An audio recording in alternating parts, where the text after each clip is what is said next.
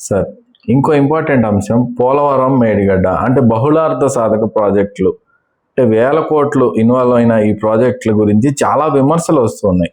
ఇక్కడ మేడిగడ్డ కుంగిపోయిందన్నారు, అసలు దానికోసమే చాలా గొడవ అయింది, రాజకీయ మార్పు కూడా అందుకే జరిగిందనే ఒక ఇది కూడా ఉంది. అక్కడేమో పోలవరం చూసాం, గత రెండు ప్రభుత్వాలు చాలా వరకు నడిపించే, మళ్ళీ ఇప్పుడు దాని మీద చాలా చర్చ జరుగుతుంది. ఏంటి సార్ ఓవరాల్గా ఈ ప్రాజెక్ట్స్ విషయంలో ప్రభుత్వాలు కానీ లేకపోతే ప్రజలు కానీ ఎలా అర్థం చేసుకోవాలి? అంటే నిజంగా గతంలో నాగార్జున సాగర్, శ్రీశైలము చాలా కాలం పడుతుంది, దశాబ్దాల తరబడి పూర్తిగా ఇలా ఉండేవి. ఇటీవల కాలంలో ప్రభుత్వాలు మా ఏదో పదవిలోంచి దిగిపోయే లోపల వాటిని ప్రారంభించేస్తామన్నట్టుగా చెప్పడము, దాని మీద షోలు చేయడము, ఎప్పటికప్పుడు అక్కడ లైట్లు వేసి చూపించడం, ఇట్లాంటి హడావుడు చాలా చూసాం. చంద్రబాబు నాయుడు గారేమో పోలవరం సోమవారం కాదు పోలవరం అని ఆయన పేరు పెట్టారు. కేసీఆర్ గారేమో మేడిగడ్డకు అనేది, ఇంకా ఆయన అసలు మేడిగడ్డ కాళేశ్వరం నీళ్ళు ఇది లేకుండా వాళ్ళ పత్రిక కానీ మీడియా కానీ లేని ఒక పరిస్థితి. బాగానే ఉంది, ప్రాజెక్టులకు ఏమీ తప్పు లేదు, కానీ పోలవరం చాలా పెద్దది, రాష్ట్ర విభజన కేంద్ర అధీనంలోది.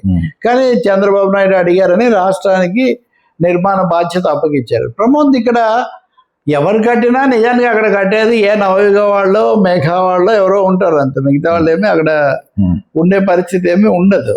ఇప్పుడు జరిగేది ఏంటంటే వాళ్ళని మార్చి వీళ్ళను మార్చి వాళ్ళను పెట్టారు. ఇప్పుడు అక్కడేమో చంద్రబాబు మొదలు పెడితే జగన్ మధ్యలో చెడిపోతే మళ్ళీ చంద్రబాబు వచ్చాడు. అక్కడ చూస్తే డయాఫ్రమ్ వాళ్ళు దెబ్బతింది, అది ఇంకో చాలా కాలానికి కానీ పూర్తి కాదు, నష్టాన్ని అంచనా వేయాలి ఇదే. ఇక్కడ చూస్తే కేసీఆర్ డ్రీమ్ ప్రాజెక్ట్ అని చెప్పినటువంటి మేడిగడ్డ కాళేశ్వరంలో ఒక భాగం, ఒక పిల్లర్ కుంగిపోయింది, నీళ్ళు ఆగిపోయినాయి, దాని మీద కమిషన్ వేశారు, జస్టిస్ పినాకి కమిషన్ అని. ఆయన ఇప్పుడు నివేదిక దాదాపు సిద్ధం చేశారు.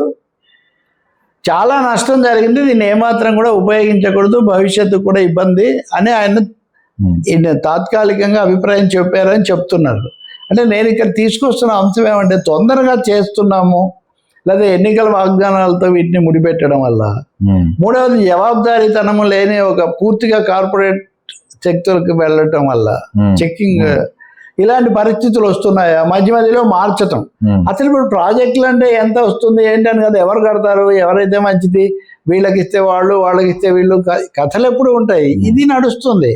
కాబట్టి రెండు పెద్ద ప్రధానమైన ప్రచారం పొందిన ప్రాజెక్టులు రెండు ఇంత తీవ్ర సంక్షోభంలో సమస్యలో కూరుకుపోవడం ఒక హెచ్చరికగా ఉంది సమాజానికి. తప్పకుండా ఇట్లాంటివి పునరావృతం కాకుండా చూసుకోవాల్సిన అవసరం ఉంది. చాలా మీరు ఇదే సమయంలో బీహార్లో చూస్తే కూడా అనేక వంతెనలు లేదా ఇట్లాంటివన్నీ కొట్టుకుపోవడాలు ఇలాంటివి చాలా చూసాం. ఇవి మామూలు విషయాలు కాదు ఇవి. అంటే ఒక విధంగా ఈ సమయంలో చంద్రబాబు నాయుడు బనకచెర్ల అనేది పూర్తిగా ప్రైవేట్ వాళ్ళకి అప్పగిస్తానంటున్నారు. అసలు పూర్తిగా ప్రాజెక్టే ప్రైవేటు, ఇంతవరకు భారతదేశంలో లేదు, ఏమవుతుందో తెలియదు. సో ఈ రెండు అనుభవాల నుంచి తీసుకున్నప్పుడు కేసీఆర్ అంటారు కదా, మా రైతోత్సవ సభ ఇప్పుడే నివేదిక తెప్పిస్తున్నారు, ఇది ఒక ఎత్తుగడ అంటారు.